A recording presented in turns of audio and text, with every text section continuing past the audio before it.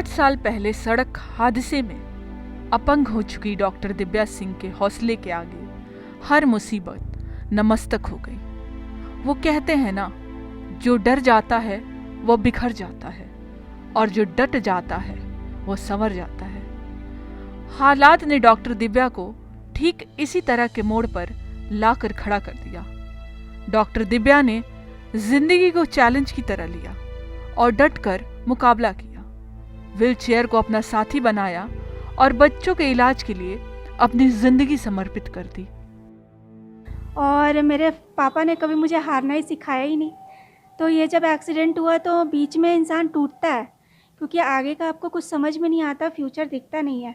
और जब इतनी बड़ी आपदा आपके सामने हो तो बिल्कुल आप नर्वस हो जाते हैं, ठीक है। लेकिन पता नहीं ये था कि ये स्ट्रगल है तो मैं करूँगी, ये कठिनाई है तो मैं पार करूँगी। तो ये एक अंदर से ही आवाज़ आती है कि हारना तो कुछ सीखा नहीं है, तो चलो आगे का रास्ता तय करते हैं, देखते हैं क्या होता है। 2013 से पहले हमारी आपकी तरह ही जिंदगी जीने वाली डॉक्टर दिव्या डीए में नामांकन के लिए दिल्ली गई थी और इसी दौरान यह हादसा हो गया। इसने दिव्या की जिंदगी पूरी तरह बदल दी।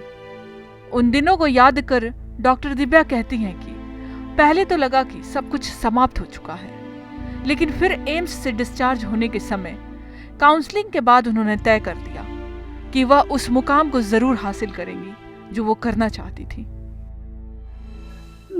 मैं याद है वो एक इंसिडेंस कि जब मुझे होश आया था तो फ्रैक्शन ऑफ सेकंड्स तो 2-4 लोग मुझे टांग के ले जा रहे थे एंड मैं शोर मचा रही थी कि मैं कहाँ हूँ और आप लोग कौन है। तो उन्होंने बोला कि मैं आपको हेल्प कर रहा हूँ मैडम, आपकी एक्सीडेंट हो गई है, आपको काफ़ी चोट लगी है। डॉक्टर दिव्या एक पीडियाट्रिशियन है जो व्हील चेयर पर बैठकर बच्चों का न सिर्फ इलाज करती हैं बल्कि पूरा ध्यान भी रखती हैं।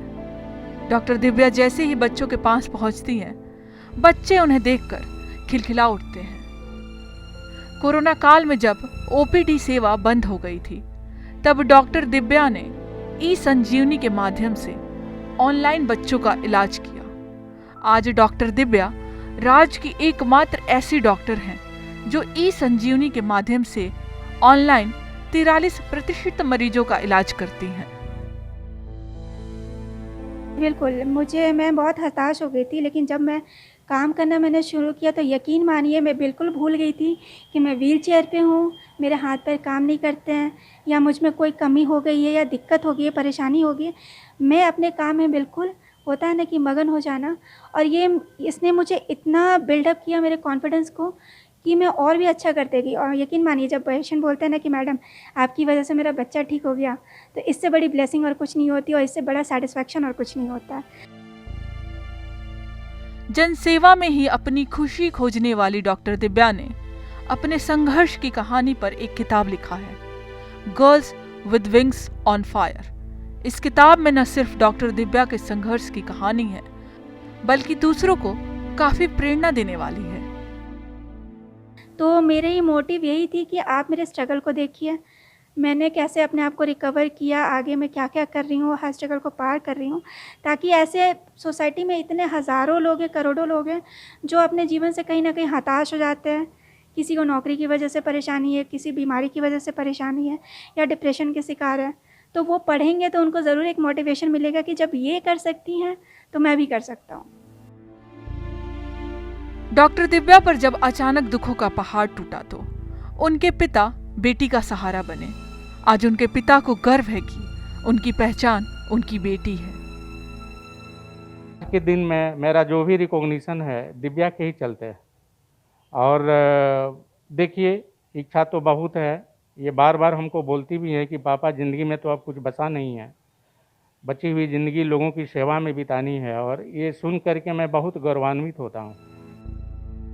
डॉक्टर दिव्या का मरीजों के इलाज के प्रति समर्पण के भाव और दिव्यांग होने के बावजूद सुबह से लेकर शाम की जा रही सेवा भाव की दाद रिम्स के वरीय डॉक्टर भी देते हैं। रिम्स के पीआरओ कहते हैं कि दिव्यांग होकर भी जितना समर्पण डॉक्टर दिव्या में है, उतना कई अच्छे भले डॉक्टरों में नहीं होती।